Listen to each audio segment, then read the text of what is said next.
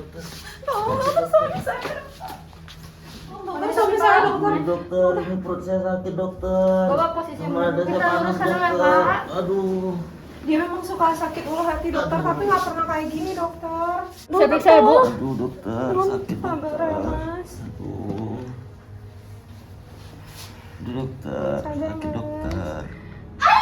Ada pasien di dalamnya dari dokter. Selanjutnya kita lalu beri injeksi ranitidin 1 ampul. Saya mau ke pasien sebelah. Dokter mau kemana dokter? Sebentar ya, Bu. Sebentar. Aduh. Bu, sebenarnya apakah Bapak memang ada riwayat sakit seperti ini, Bu? Enggak, suami Ada saya riwayat sehat-sehat aja dok. hipertensi mungkin, Bu? Enggak, suami saya enggak kayak gini, paling biasa aja, naik asam lambung biasa dok. Oh, iya, kita periksa dulu ya, Bu. Keluarga apakah ada riwayat asam? Enggak, pokoknya enggak ada, udah fokus aja. Tolongin suami saya sus dok, tadi di mobil dia bilang sakit dada, sekarang udah gak sadar dok. Nah, dia nggak trombosis. Ibu mundur sebentar ya, Bu. Kita akan lakukan tindakan. Tolongin suami saya.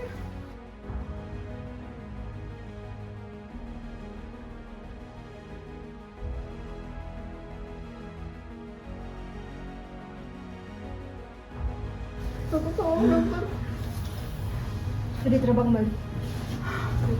Sus, tolong pindahkan pasien ke ICU ya, sebagai dokter. Dokter gimana dokter?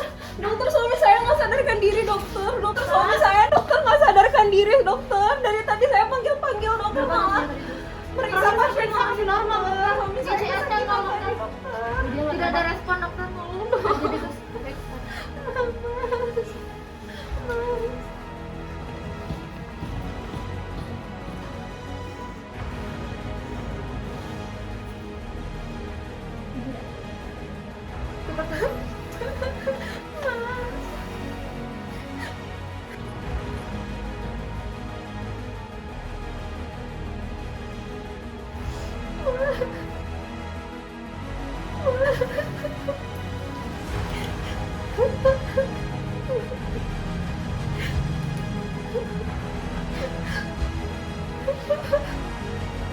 Bagian pasien pukul 00.02.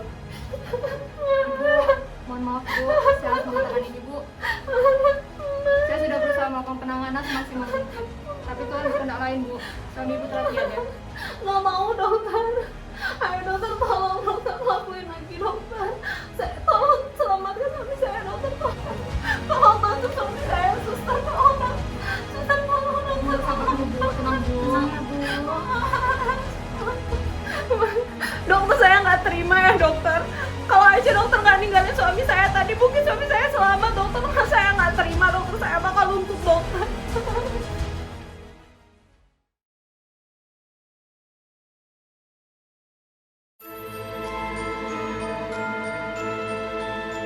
Selamat pagi, perkenalkan saya Dr. Sofia, selaku bagian dari Komite Etik Rumah Sakit dan juga mediator yang akan menengahi permasalahan ini. Sebelumnya saya ditemani oleh Dr. Rido yang juga merupakan bagian dari Komite Etik Rumah Sakit untuk membantu saya sebagai mediasi. Sebelumnya saya persilakan untuk pihak tergugat dan juga pihak yang tergugat memperkenalkan diri. Silakan pihak yang tergugat dulu. Baik, perkenalkan saya Nina. Saya penggugat sekaligus istri dari pasien Alif yang meninggal di IGD pada tanggal 8 November 2022. Silakan pihak tergugat memperkenalkan diri. Perkenalkan, saya Sari, dokter jaga di rumah sakit ini. Dan kebetulan pada saat itu saya sedang shift pada saat Bapak Alif datang ke IGD. Baik, selanjutnya silakan kepada pengacara pihak penggugat untuk memperkenalkan diri. Baik, perkenalkan saya Ara. Saya disebut sebagai pengacara penggugat Ibu Nina. Selanjutnya, izinkan saya untuk membacakan tata tertib selama mediasi berlangsung. Tata tertib mediasi. Yang pertama, para pihak berbicara secara bergantian setelah dipersilakan oleh mediator. Yang kedua, para pihak tidak saling memotong pembicaraan. Yang ketiga, para pihak tidak saling menyerang baik secara perkataan maupun secara fisik. Yang keempat, tidak merokok selama mediasi berlangsung. Yang kelima, tidak menggunakan alat komunikasi. Dan yang terakhir, tidak merekam isi pembicaraan.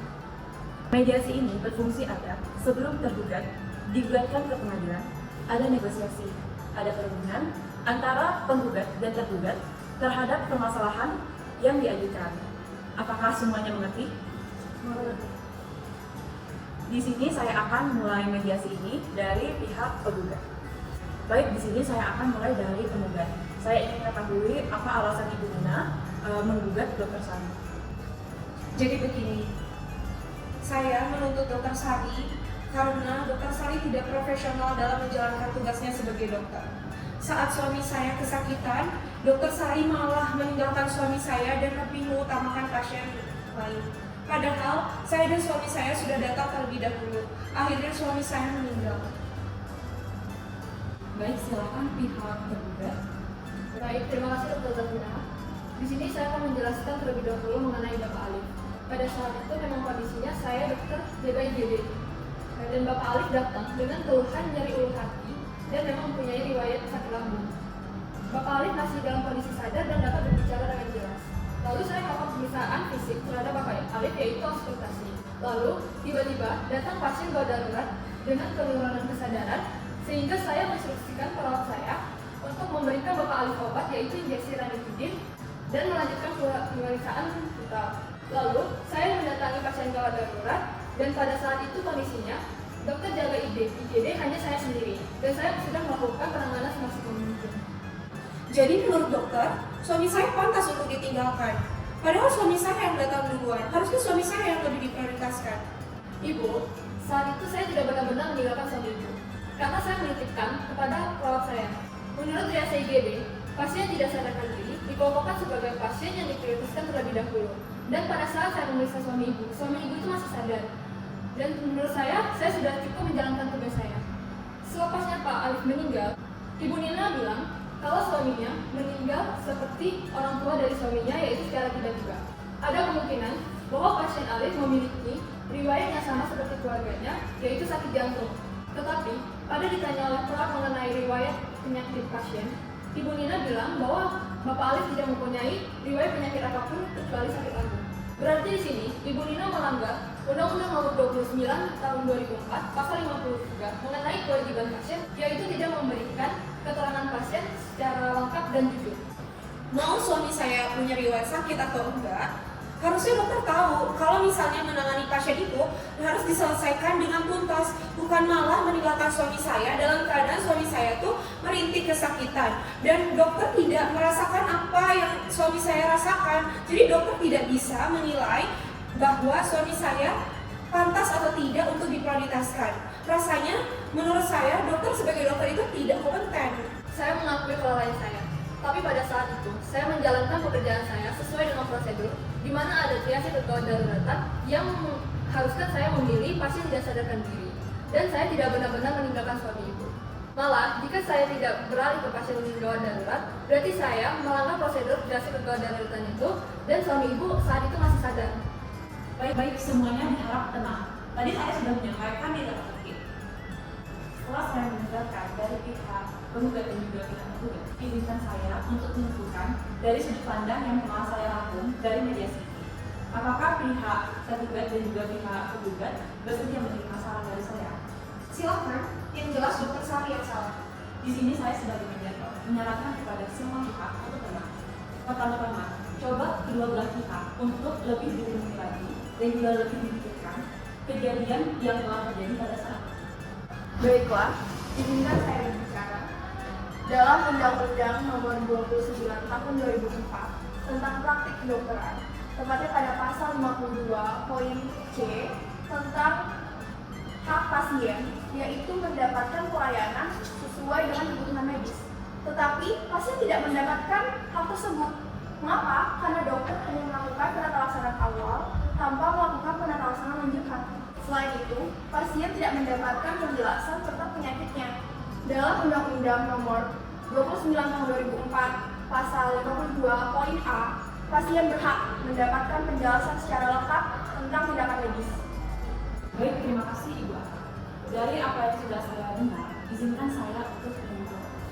Pertama, sesuai dengan Undang-Undang Nomor 29 Tahun 2004 Pasal 51, dokter berkewajiban memberikan pelayanan medis sesuai dengan standar profesi dan standar prosedur operasional serta kebutuhan medis pasien. Dan Dr. Sari sudah menjalankan sesuai dengan kewajibannya. Dr. Sari sudah melakukan prinsip triase di mana diatur dalam Permenkes nomor 47 tahun 2018 ayat 3, yaitu memberikan layanan untuk menyelamatkan nyawa dan kesehatan, sedangkan ancaman nyawa pada pasien tergantung dari seberapa besar ancaman yang ada, yang diatur pada pasal 12 ayat 2 bahwa dokter atau dokter gigi penanggung jawab pelayanan sebagaimana dimaksud pada ayat 1 memiliki kewenangan untuk menetapkan kondisi pasien memenuhi kriteria keluargaan sebagaimana dimaksud pada pasal 3 ayat 2, yaitu kriteria keluargaan sebagaimana dimaksud pada ayat 1 meliputi poin A, mengancam nyawa, membahayakan diri dan orang lain atau lingkungan. Poin B, adanya gangguan pada dalam nafas, pernafasan dan sirkulasi. Poin C, adanya penurunan kesadaran. Poin D, adanya gangguan hemodinamik dan atau poin E, memerlukan tindakan. Pada poin C, adanya penurunan kesadaran di mana dokter Sari beralih ke pasien yang tidak sadar ini. Hal ini tidak diketahui oleh masyarakat umum sehingga dapat memicu terjadinya kesalahpahaman mengenai pelayanan gawat darurat ini. Kedua, pada pasal 53 Undang-Undang Nomor 29 Tahun 2004, pada poin A, pasien berkewajiban memberikan informasi yang lengkap dan jujur tentang masalah kesehatannya. Di sini, pasien diwakili oleh keluarga pasien. Ketiga, pada pasal 52 Undang-Undang Nomor 29 Tahun 2004, pada poin A, pasien mempunyai hak untuk mendapatkan penjelasan secara lengkap tentang tindakan medis. Sebagaimana dalam pasal 45 ayat 3, penjelasan yang dimaksud sekurang-kurangnya mencakup diagnosis dan tata cara tindakan medis, tujuan tindakan medis yang dilakukan, alternatif tindakan lain dan risikonya, risiko komplikasi yang mungkin terjadi, dan prognosis terhadap tindakan yang dilakukan. Pada poin C, pasien juga mempunyai hak untuk mendapatkan pelayanan sesuai dengan kebutuhan medis. Jadi, dari kedua belah pihak mempunyai kesalahannya masing-masing, di mana pihak keluarga pasien tidak mengetahui mengenai prosedur triase di IGD dan tidak memberikan keterangan yang benar saat ditanyakan oleh perawat. Dan pihak dokter juga tidak menjelaskan kepada pasien secara detail mengenai kondisi dari pasien saat itu maupun keluarga pasien. Baik mengenai kesimpulan saya tadi, apakah ada kesalahan? Bisa diterima dari pihak penggugat? Baik, terima kasih kepada Ibu Nina, pengacara Ibu Nina, Ibu Ara, dan juga kepada Dr. Sari. Jadi, keputusan untuk mediasi ini tidak perlu dilanjutkan ke pengadilan dan diselesaikan secara kekeluargaan karena ini terjadi kesalahpahaman antara kedua belah pihak. Saya sebagai komite etik sekaligus mediator pada mediasi ini turut berduka cita teramat dalam atas meninggalnya Bapak Arif. Terima kasih Dr. Kira, Dr. Rido yang sudah menjadi mediator dalam mediasi ini, dan juga terima kasih kepada Ibu Ara dan khususnya Ibu Munina. Saya juga mohon maaf jika penanganan yang saya berikan terhadap suami Ibu menurut Ibu kurang memuaskan. Tapi itulah yang bisa saya berikan kepada suami Ibu, dan saya sudah melakukan penanganan semaksimal mungkin. Dan saya juga turut berduka cita sedalam-dalamnya terhadap meninggalnya Bapak Arif, dan saya memberikan santunan kepada Ibu dengan alasan kemanusiaan. Baik, terima kasih Dr. Sari atas penjelasannya. Saya juga mohon maaf karena salah paham Ibu.